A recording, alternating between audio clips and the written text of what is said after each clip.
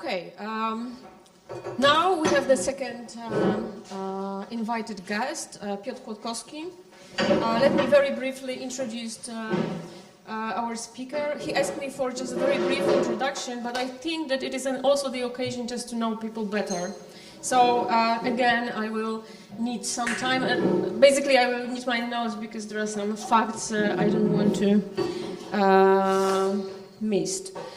Piotr Kłodkowski is professor at the Center of Comparative Studies of Civilization of the Jagiellonian University. So basically, he's our colleagues working in different department. A former diplomat and the ambassador of Poland to India with diplomatic accreditation to Bangladesh, Nepal, Sri Lanka, and Maldives.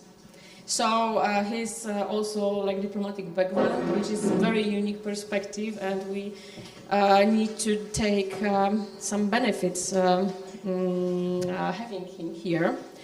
At present, he's also a member of the Committee for Asia and Pacific at Polish Ministry of Foreign Affairs, so still diplomatic staff, and a member of the advisory board of Muslim Perspectives, published by Muslim Institute, Islamabad and London. Piotr Kłodkowski is a Jagiellonian University graduate, but he also studied in Pakistan at the National Institute of Modern Languages in Islamabad, and in the Republic of Ireland at the University College Cork. That's another international experience. And currently he is visiting professor at the University of Rochester in New York State. And he has a lot of academic interest, which at least in part are very relevant for many projects we are working in. One of them include a political history of selected Asian states and international relations in South Asia, geopolitics in Europe and Asia, fundamentalism, political and ideological concepts of multicultural and multireligious society in Europe, cross-cultural communication in Europe and Asia. So basically it's always like a broader scope than we usually focused on, but still very interesting, and the dimensions, aspects of different phenomena is common. He's our colleague. We are working together in DigiPatch project funded by Erasmus Consortium. This project is about the role of digitalization in shaping like alienated, fragmented, or maybe polarized societies. So he's like responsible for delivering a cultural perspective to the project. We are trying to understand more basic psychological, but also intergroup relations, intergroup processes of this phenomena. Piotr. Jota, thank you very much indeed for your very just kind introduction. I must say, as a person who graduated from the Institute of Oriental Studies, well, it's always a big challenge for us to learn as much as possible from our colleagues who represent different cultural backgrounds. Otherwise, we wouldn't be able just to understand the very complex phenomena taking place in different parts of the world. So that's very crucial. And I must admit, just working with Małgorzata, of course, you know, I have learned a lot because, psychology, especially, social psychology, is extremely important whenever we deal with the issues, political issues, which are very, very complex. Well, politics is about power. Well, we may say yes is, well, to create a well-being of citizens, but in reality is about power. Many politicians don't care about their citizens. They care about being in power. It is what really matters. It is what drives them. And definitely not in the authoritarian countries. Well, I don't think that any authoritarian leader really cares about his, mostly these are males, his citizens. He doesn't care at all. He wants to be remembered as a person who changed history. I believe the same is true whenever we talk about China. Xi Jinping wants to be remembered as a person who unified China, whatever the costs. So once again, politics is about power. That's the most fundamental thing. If you somehow disregard that, probably you wouldn't be able to understand what politics is. Now, I want to just concentrate on Central Europe, so our region, because I believe that a lot of things depend on where you live, actually, what your geographical location is. That comes different culture, different cultural background, or different mythology, or political mythology. I will say a few words about that a bit later. Well, I suppose that we live in a very unique area. Well, I mean, Central Europe. That's a very unique area. And also we need to understand what Realpolitik, that's a German term, which came into use mostly in the 19th century by Chancellor Bismarck. And of course, probably the most known politician who is associated with Realpolitik was Henry Kissinger. What is Realpolitik? Now, but I believe Realpolitik sometimes is misunderstood, because in the real political world, real events and sentiments produce symbols. Symbols produce real events and sentiments. And real and symbolic levels contribute to making history. How we understand the world, how we interpret history, well, it does depend on our education, on our experience, and on the fact of how much we are receptive to different interpretations of history and the present. Well, I believe that nowadays we can experience the clash of different ideological narratives or myths, and they also contribute a lot to making the final shape of Realpolitik. Nowadays, as we can observe, well, there is a phenomenon of the creation of various communities. I have used this German word Gemeinschaften, right? That comes from the German sociology, especially by Tonnes, and he described how different Gemeinschaften contributed to building one Gesellschaft, so one society, right? So that was the process which was typical for the 19th century. Well, in our project, we also hypothesize that nowadays we can see a different process. How this Gesellschaft, so one big society, is being broken into different Gemeinschaften. And that is very much related to the concept of micro-identities. Well, we live in the world in the market of free ideas. So different parties, different ideological communities, they come up with their own ideas of how to interpret the world. And of course, a politician, well, should be aware of the fact that he or she must present the right ideological narrative, or a narrative which can be easily bought by the recipients or by the voters. You know, it's like selling a political product. I must sell a product. I must construct a narrative which can be sold to the people. That's my idea. How to do that? Okay, it depends on many different factors. And I believe that the local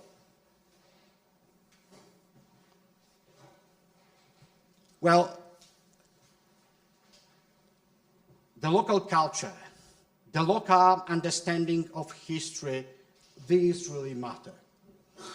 Well, first of all, let me say about the crisis, but that can be seen on different levels. I don't want to go into details when it comes to the international level. Global clash. Very soon we will observe a total global clash. I have chosen the BRICS Plus, which is a grouping, a very loose grouping, consisting of the countries which do not belong to the Western world, so to speak. So Brazil, Russia, India, China, South Africa, these are the countries that decided to build BRICS, right? So to undermine, as they say, the global order. They say now the global order, we are dominated by the United States plus the Western Europe. We have to change that. It is not acceptable. Then other countries joined, like Egypt, Ethiopia, Iran, United Arab Emirates. So it is, in fact, well, the biggest opponent of the collective West, so to speak. I mean, but there is no one ideology that may serve as a tool to undermine the West, because India, well, differs a lot from China. I mean, they don't have the same interest. Russia is very much interested in undermining the position of the West in the world. Well, in fact, well, these countries do not propose any alternative, coherent vision of the globe. But anyway, they are united by their strong aversion to the dominant influence of the US, to some extent of the European Union as well, in global politics and economy. So we will see that. Well, the best example, of course, is some sort of conflict between the United States and China. In my opinion, we should not participate in this conflict. It doesn't make any sense. From a Polish perspective, this conflict is very harmful, because sooner or later Beijing will collaborate more closely with Moscow. So from our perspective, this political crisis may undermine the security of Central and Eastern Europe. It's very risky. Now, of course, mass migrations, they contribute to the rise of populism. Yes, according to the official data, well, in 2021, these are, well, the number of migrants who came from Africa and Middle East. In 2023, they are almost 300,000. We will talk about that a bit later. So many people, those who are usually associated with more populist groupings, they frequently accuse the European Union of ineffectiveness when it comes to border protection. And yes, you can see these are the guys who benefited from this crisis. The position of the right-wing parties is much stronger than before. They say, yes, we want to protect you. We want to offer you the best protection you can have. Well, and that's Italy, France, Netherlands, Germany, Hungary, Slovakia, but not Poland. In Poland, the situation was quite different. But yeah, that is true. This growing impact of right-wing populism is the fact. Now, that was a shock for many people. And it does reflect the very deep divisions in society. Could we think of Slovakia as a country when someone attempted to assassinate the prime minister? No way. But it did happen. It did happen. Well, Fico, the current prime minister, no, definitely, he's not a man that I would respect. he also uses the language that you may define as some sort of a hate speech.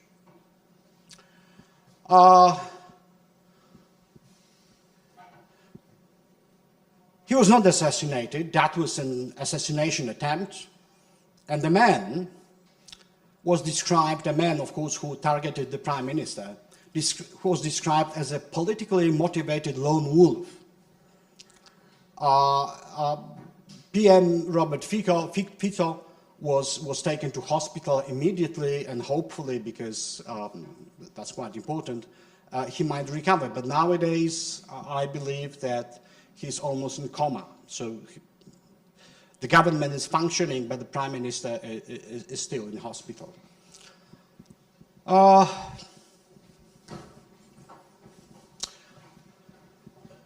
You know, what sort of language did he use? Last week, he called the whole cultural scene, which is very critical, independent culture and national broadcasting, he called us spiritually homeless people, and even harsher terms, calling journalists prostitutes. So the language, which is being frequently used in many different countries, may somehow contribute to the process of militarizing the politics, in fact, so which is quite possible. But you know, if you look at the results of the election to the European Parliament, the situation is quite moderate. I mean, yes, the extremist parties are gaining a huge popularity, but still, these are the, as we say, moderate parties which will control the European Parliament. So, a lot of commentators, politicians were afraid before the elections that the political scene in the European Parliament would change, but it has not happened. It's still, well, the moderate parties, EPL, well, they do have the majority and they are able to control the European Parliament. Let me say, and I will just refer to Jeremy Moulton, to the issue of political myths. Right, so yes, nowadays even we talk about political mythology, so some sort of a set of narratives which may dominate, which might be very prevalent in this or that country. So political myths, if we need a definition, so here it is, are narratives that become central to a polity's or other political authorities' raison d'etre. So, well, we need to justify why we are here, right? I need to, as a politician, I need to justify why I am a leader of this party. I want to justify that, right? I need the narrative. I need to just explain everything. Well, and Moulton says, a political myth is a story that must be widely accepted as true, though its veracity is not the central issue. We believe it is true. Whether it is reflected in reality, that's another story. Yes, the veracity is not the central issue. In fact, the truth behind the myth may well be questionable. So what really matters is the dominant belief and acceptance of the story. Yeah, well, a lot of commentators say that nowadays Europe seems to be affected by, well, some sort of existential crisis. And, you know, economic crisis, immigration crisis, UK's vote on Brexit called into question the European projects. And that is very much visible in Central and Eastern Europe. And please remember, their perspective is different from what you will find in France, in UK, in Germany. It's a totally different perspective. It's not the same. Because we may say, whose very existence may be put in question at any moment. And the Russian invasion of Ukraine symbolizes this existential threat. Well, I will talk about that a bit later, but also we need to understand in Central Europe, which is full of different mythologies, which is so deeply rooted in history. Maybe not in the real history, in the history made up by writers, politicians, ideologues. How to reinvent the past? Generally, you know, there were three assumptions while they discussed in East Central Europe. Also, that was true when it comes to Poland before the elections. The first one, there has been a decline of democracy in East Central Europe, which is true. Now, I would define, well, the political systems in the country like Hungary and Slovakia as velvet dictatorships. That's also true when it comes to Poland before 2023. They rely on the soft power of media and communication rather on the hard power of state violence that has provoked cultural wars. So if you criticize the government, no, you will not go to prison. No, that's not true. But you may face a lot of problems. You will not get the grants from the government. You'll be somehow discriminated against, etc., etc. So these are not bloody dictatorships. No, you cannot say that. They are, as we say, velvet dictatorship. And many different parties they are very fond of promoting the traditional narrative with the reinventing the past and reconceptualizing modernity. So we could witness that in Poland, the perfect example of the politics of historical memory. Yeah, so we must change the history so that we could better understand the present. So, yes, Central Europe has been well known for its constructions of patriotic and hostile narratives. And that was extremely important in the process of nation building. And in fact, you know, there has always been a fight of the two main narratives. The first one, the modernization narrative. Look at Paris. In Central Europe, that was a famous slogan, often repeated, which referred to the French Revolution. And then, the more traditional narrative, the glorious past that never was. I mean, that's a constructed history. Because people should remember the golden age of national history. How this golden age is presented, that's another story. But that's a myth. Right? That's a myth. We must present this myth.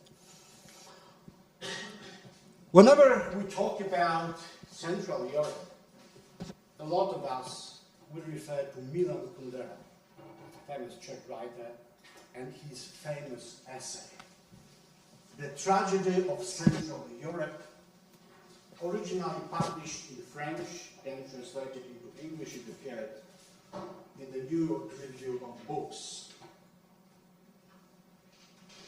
Because our history, the history of Central and Eastern Europe, is largely the history of the defeated, of victims, and of outsiders. That's the reality. And we know that. If we know history, we know that the nations of Central and Eastern Europe would always disappear. And we are fully aware of it. We could disappear. Kundera points out in The Tragedy of Central Europe, a kidnapped West, and I quote, a French, a Russian, or an Englishman is not used to asking questions about the very survival of his nation. His author speaks only of grandeur and eternity. The Polish author, however, starts with the verse, Poland has not yet perished. Polska jeszcze nie. The same is true with Ukrainian author. The same. We have not yet perished. At the back of our minds, we think we could disappear. Yeah, I live in Rzeszów. It's nowadays the logistic hub. So I frequently meet US soldiers in full uniforms. Whenever I approach and I'm on board of the plane, I could see harnesses, all this artillery. So the war is not a joke for me. It's not something which is happening far away. I can see that. It is here. And I know that Rzeszów would be the first target. It is what the Russians promised. The first targets will be this logistic hub. So, once again, it is at the back of my mind. It's not a joke. It's not something I can read on the newspaper. They may hit here. So, I always keep in mind Kundera's essay. I will tell you quite frankly, it just had a very deep psychological impact on my thinking. And Kundera, of course, he was a Czech. He had to emigrate after '68. And somehow he realized, how difficult it is to live in this part of the world. And, Poland, of course, is not a small nation, but like Czechia or Slovakia, but still, we are fully aware that these countries, also Baltic states, I would add, Baltic states may disappear. How that could just transform the thinking of people who are the residents or citizens of these states. So we need to remember that. Once again, all right, okay, sorry, I'm not audible over there. Oh, yeah. It's important for recording, okay? All right, sorry, I didn't, I do apologize for that. Now, well the story of Russian invasion of Ukraine, but, I still remember how we just experienced that, what sort of threat it was, and still it is. Russians, of course, they wanted to move very quickly into the capital, Kyiv, in a matter of days and depose the government, but it didn't happen. Yeah, so, Russian troops, in fact, have lost more than half the territory seized at the start of the invasion. So the story is quite well known. The war is not over, but all these pictures that we watched or kept watching all the time, they will stay with us. And that's our neighboring country. And that is happening over there. Well, the bombs might fall very close to Lviv, which is very close to the Polish border. We know that. And, it is what I've read in the reports. I'm not going just to give you the details. According to recent reports, 3 or 4 terrorist attacks were prevented in Rzeszów. Yeah, because definitely they are very much interested in disrupting, well, the logistics, which is concentrated in the place where I live. And imagine the people, so the pictures are taken in eastern part of Ukraine, how all these buildings looked like before the invasion and after the invasion. And yes, these people moved to Poland, among others, so that was the reality. Yeah, so there are victims and heroes. The war is not over yet. And nowadays Russians, they control around 20% of the Ukrainian territory. So what might happen in the future, it is what we don't know. And it's very hard to anticipate. And, first of all, there are 2 different philosophies of waging a war. Marshal Zhukov, who was a national hero, quite openly he said, if we come to a minefield, our infantry attacks exactly as it were not there. So we don't care about mines. Our soldiers, they keep marching. Victory, it is what really matters, not the people. How can you fight against such an enemy? That's the biggest psychological challenge. There are things in Russia which are not as they seem. what Masha Zhukov said, and it's true. Well, and you know that since February 24, 2022, more than 8.5 million refugees from Ukraine have crossed the Polish border. And that was one of the biggest challenges. Yes, in Rzeszów we had just a lot of them. In fact, I remember, Małgorzata, we were a bit afraid that people, you know, in the beginning, they were extremely hospitable. They welcomed the refugees. But yes, we had our fears that that might change, that people might, you know, somehow, or one day they will just probably feel some sort of, you know, negative sentiments against the Ukrainians. Because there are a lot of stereotypes about the Ukrainians. We have had a lot of clashes with the Ukrainian state. There are a lot of unresolved conflicts, so to speak. But fortunately, I suppose nothing like that really happened, at least on a large scale. Yes, there are more and more politicians, but these are very niche politicians who criticize what Poland was doing. But in general, I don't think that these negative sentiments would prevail very soon. Right, you know, I like this picture. That's in Przemyśl, right? So when they cross the border, you are safe here. No bombs. I like it so much, you know, you are safe here, right? So that was very important. Yes, once again, whenever we talk about the present, we need to understand how we interpret the history. Yes, in Central Europe, at least in Poland, there are very strong fears of Russian imperialism. Because whenever we talk about Russia, we cannot say it's normal politics. No, it is what I explained to my colleagues from Asia. No, that's typical imperialism or neo-colonialism. That's the perfect example. Yes, emulated from the histories of the 19th century. I will refer to our colleague, Professor Andrzej Chwalba, who says, Polish political thought was dominated by reflection on how to harm Russia, how to break up the Russian Empire. Prominent Romantic artists built an image of Russia as our greatest enemy. Well, not only the enemy of Poland, but the enemy of all mankind. It was Russia, an oppressor of freedom, an empire of evil, a prison of nations. These Romantic artists imprinted this image in Polish DNA. According to this vision, the revolt against Russia became not only a patriotic but also a moral duty. Yeah, it is how it was perceived in the 19th century, in the 20th century.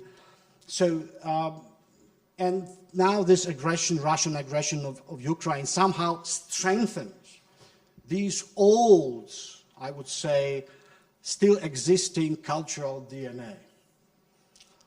Andrzej Chwalba, well, a Polish historian, was teaching at our university, he says, let us remember what we said about the character of the Moscow state.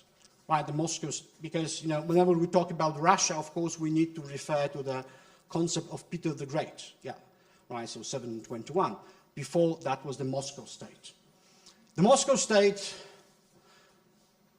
must pursue an aggressive policy because by definition it must always expand. Well, therefore, from the 15th century to 1970, the area of the Russian Empire increased 36 times. And that's the reality. 36 times. Probably no other country increased its territory, well, to that proportion. But that was the reality. Well, of course, you know, Ukrainians have a very good sense of humor, and I love this Ukrainian sense of humor. it's extremely difficult, just to have that sense of humor when you are seriously involved in waging a war. Yeah, so that's a good example. Well, once again, this historical event, this aggression somehow contributed to revitalizing the myths and narratives. Yes, we live on different myths, we live on different narratives. That could be the reason why, for example, a lot of young men decide to vote for more radical political parties.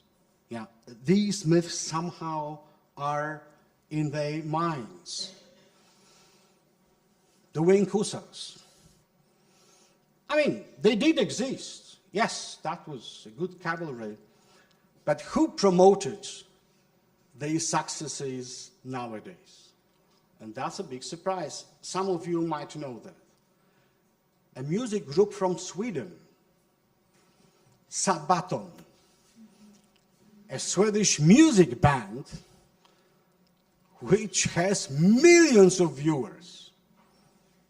They composed a song about the winged hussars. They performed it many, many times, and they're from Sweden. But somehow, well, it's a good business for them to sing the songs about Polish history. It sells. If you have never just listened to this song, you can find it on the YouTube. Sabato, 15 million views. And that's a metal band. And from the 8th studio album, The Last Stand. And that's about the winged hussars relieving the Ottoman siege during the Battle of Vienna in 1683. But another song, which was extremely popular in Poland, that was about the Warsaw Uprising in 1944. Once again, it was Sabato. The song was composed in English, right? And they performed in different parts of the world. So can you imagine? And that's a paradox. Well, this narrative is being propagated by a, music group from Sweden, Sabaton. And of course, they were very much praised. Well, listen, I mean, it's one of the paradoxes nowadays. Yeah, so 40-1, that's the Battle of Wisna, 1939, then uprising.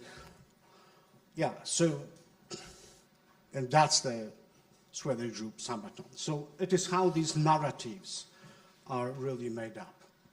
But that's not the end of political mythology. Poland was, many, many years ago,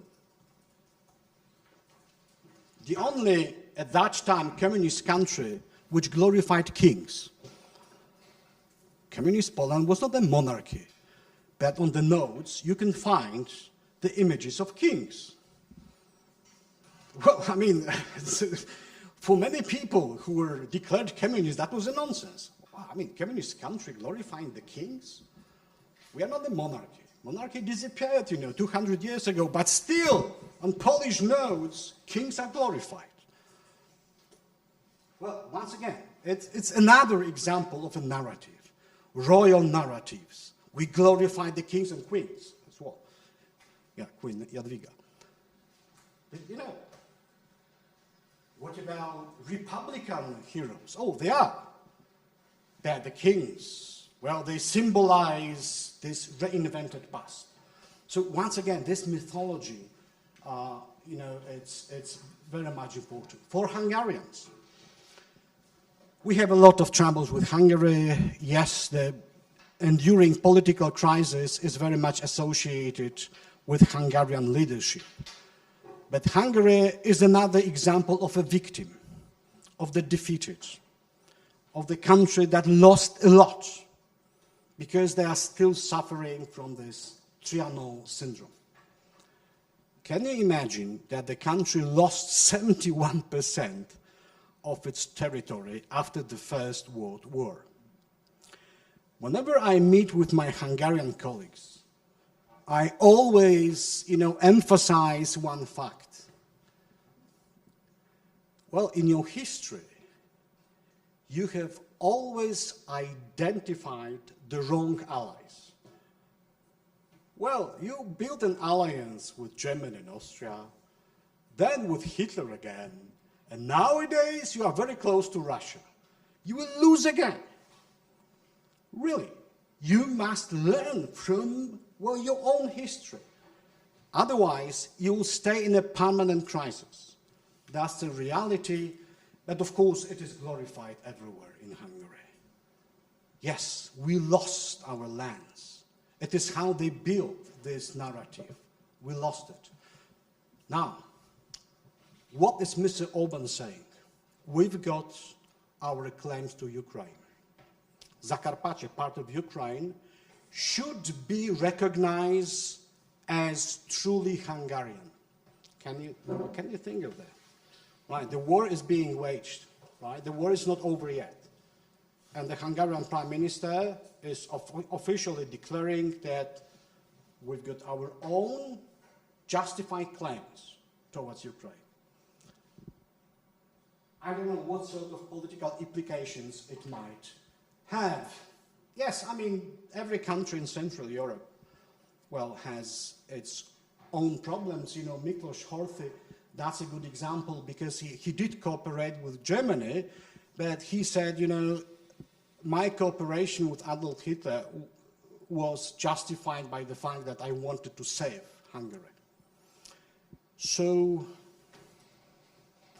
what is a common phrase that is used nowadays in Hungary? Oh, come on, we don't care. Ukraine's Russians, they are Slavonic peoples. Well, they are the Slavs. They could fight with each other. We are Hungarians. Why should we care about that? See, once again, they refer to the past. And of course, they want to make up another narrative which may justify what they are doing. The same with Czechs. Also, yeah, but probably you have never heard of the Battle of White Mountain, but it is when the Czechs lost almost everything. They lost the educated people. They died. So that was some sort of a trauma. And it is how it is presented in the Czech history nowadays. So, well, Central Europe. Oh, I don't have much time, sorry.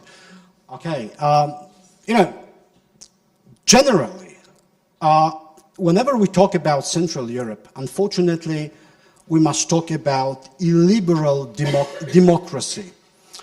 You know, please remember, from the political scientist's point of view, the main distinction between extremism and populism lies in the relationship towards democracy. That's very important. While extremism, or extremist political parties, is essentially anti-democratic, the approach of populism to democracy is more complicated, based on illiberal but fundamentally democratic stances. So that is a big difference, right? So I wouldn't recommend putting into one bag all these parties. They are quite important distinctions. We should bear in mind all the time, whenever we talk about them. Well, so of course I quote Itwell here. You know, in general, you know, this populism is not just a political style, but it is a theme-centered ideology. Well, and I believe that it is a very common phenomenon that you can witness probably all over Europe. You know, you divide the world, pure people, corrupt elites. And we represent, and of course I will refer here to Rousseau, the volonté générale, so the will of the people, right? So these populist parties, they officially, well, they represent the volonté générale, so the general will of the people. It is how they portray themselves. You know, the point is that probably all the parties nowadays in Western Europe, they somehow fit this description. And I believe that this will of the people, of course, you know, they have their own interpretation how they present the will of the people, but it is becoming very, very successful. Well, now, have a look at this definition, working definition of authoritarianism. A savior, a charismatic leader is worshipped, alternating between the roles of Robin Hood and the strict father.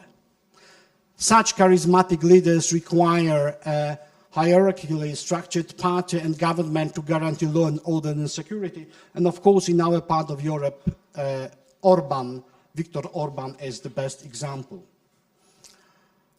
Well, officially, it was Viktor Orban from Fidesz who used this concept of illiberal democracy. It is a contested concept, but it has become quite popular, and even it's gaining huge popularity in the United States. And Viktor Orban is a frequent visitor, well, to the United States, a close friend of many Republicans in US. So that's a reality. Yes, he's, you know, I had an opportunity just to listen to him in person, right? I had a short conversation with Orban. Yes, he's a very educated person. You know, he's a guy who graduated from Oxford, you know. He's a guy who speaks good English, and he's a very good orator.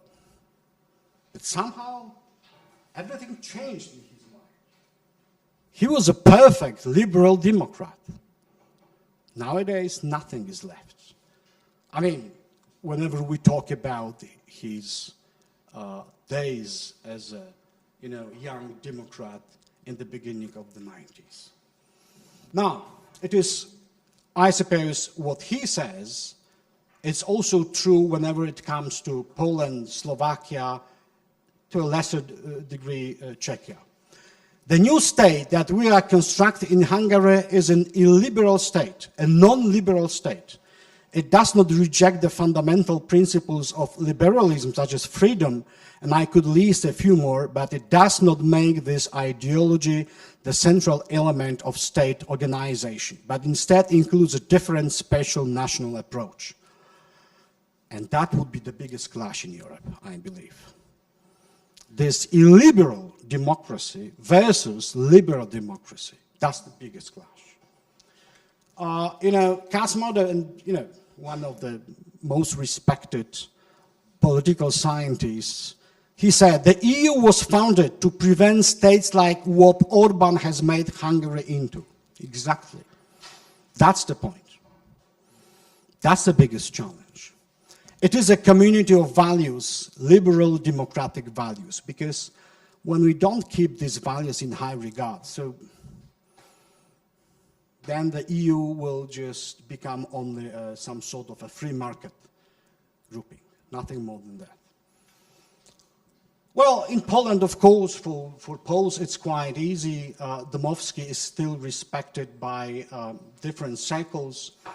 His concept of pure Poland is based on ethnicity, and even nowadays you can see how it looks like.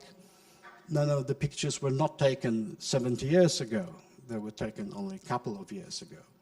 So the clash between this very ethnic vision of a nation with more inclusive views, it is part of the Polish landscape. Yes, well, you can see a lot of clashes here, and they are clashes, I would say, of ideas, of different visions of how everything should look like. Yes, in 2023, in fact, you know, well, the ruling party was ousted, but still has a very big support. And we cannot rule out that it may become a winner again.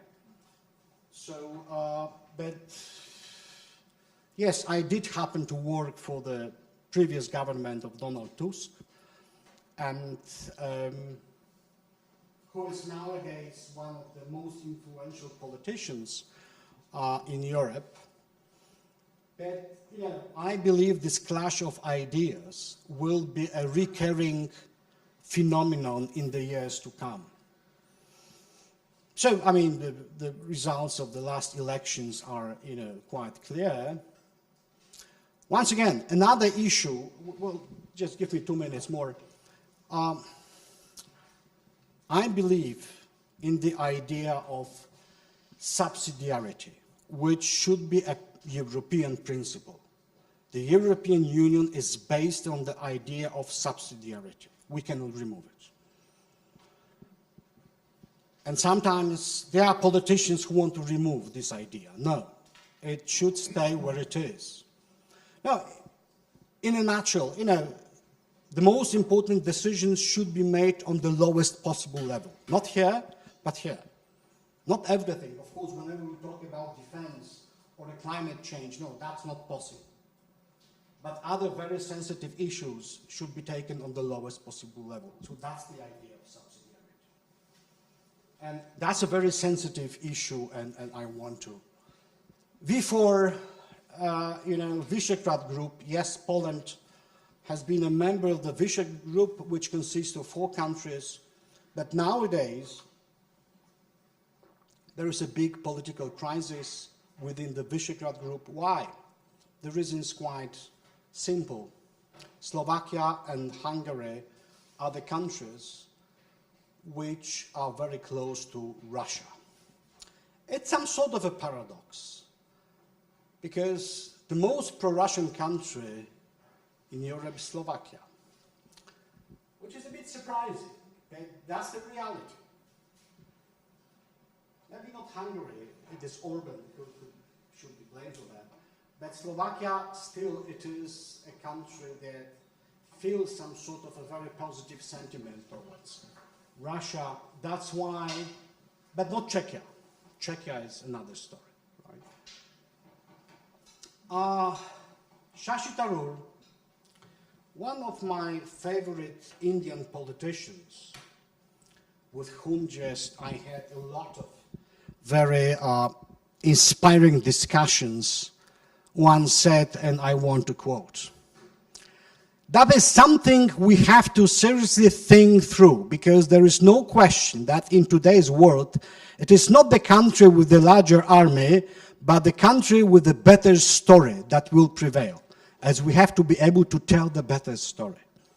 In politics, it really matters. We have to tell the better story. And I'm afraid that Europe has troubles with that. Europe doesn't have a very good story to tell.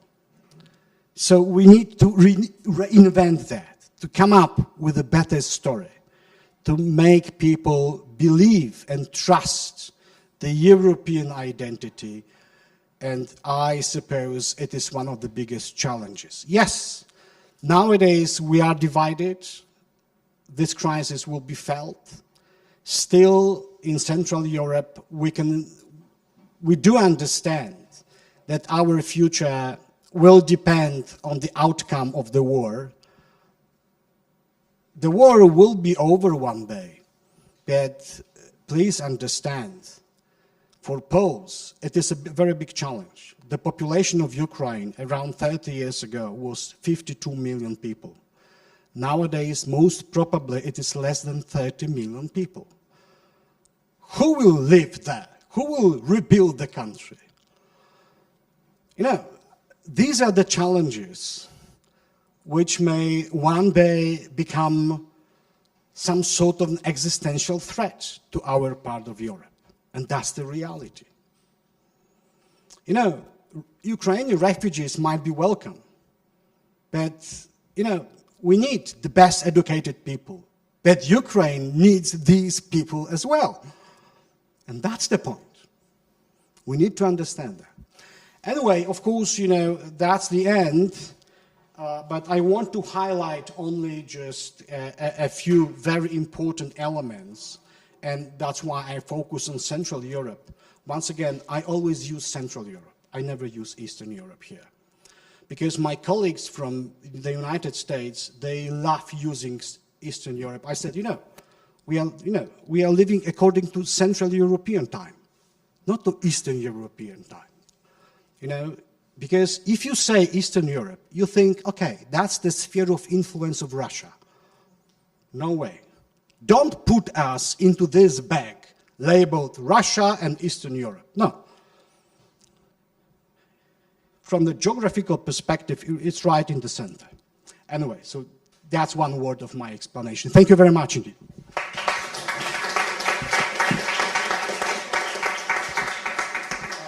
Thank you so much. That's perfect. Timing is perfect. We have, okay, one question. So, no more?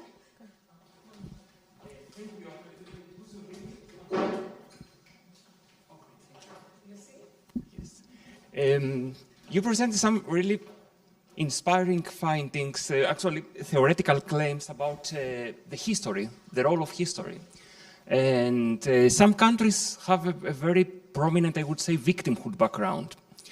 And connecting it with the title of the conference in general, and reflecting on some of my very recent work on a new concept about historical resilience, I would like to hear your reflections about to what extent do you think that history can be used as a resource for societies to become resilient, or the opposite, to polarize societies? Because we know that history is used also by populists to divide nations. And I would like to hear your reflections. I will give you some examples. Both. No, absolutely you're right. The first example should come whenever we start talking about Ukraine. Okay, Ukrainians say, we are not Russians, right? We are not Russians. Look at our history. Look at what happened 100 years ago, 300 years ago. We have a separate national identity. We are Ukrainians. We may speak the same language, but Americans and British, also they speak English. But who would say that Americans are just British, but slightly different? No, nobody would just say that. The same is true with Ukrainians. Yeah, because they did have a problem with their own identity in the 90s. They resorted to history. Yes, it's quite important that these historical evidences or narratives, for example, they came not only from Ukraine, but from the Harvard University. At Harvard University, Ukrainians have just a very strong institution, right? So they established, well, the Department of Ukrainian History, etc. And they produced, like Professor Plokhy, excellent books, popularizing Ukrainian history.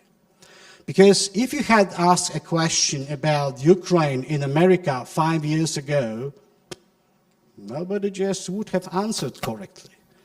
Nowadays, this history serves as a very important psychological incentive to defend Ukraine.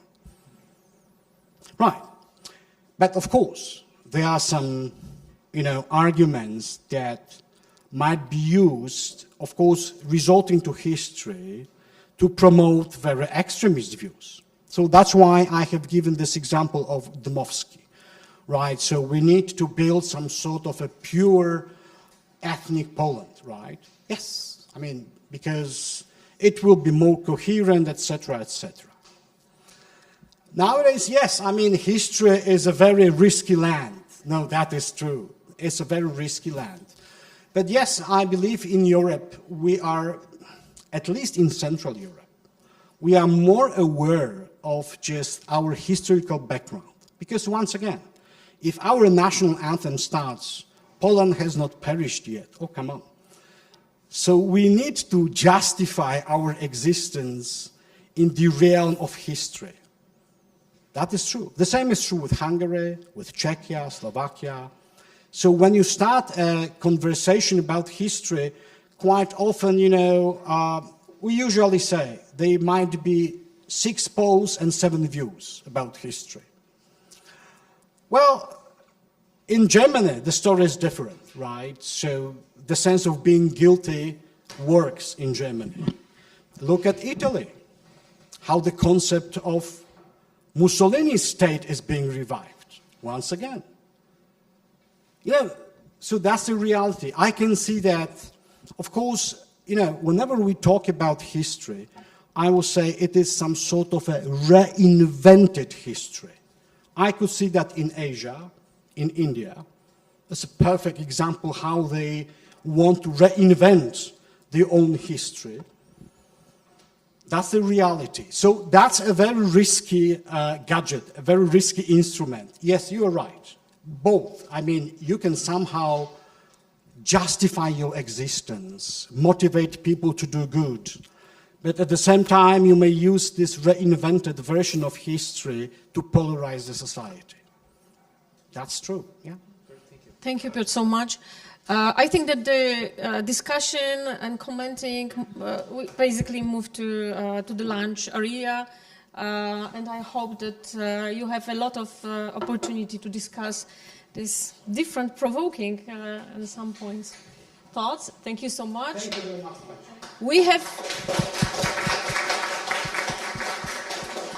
have 40 minutes for lunch. No, 50, sorry. 50 minutes. 50 minutes. So please be here within 15 minutes.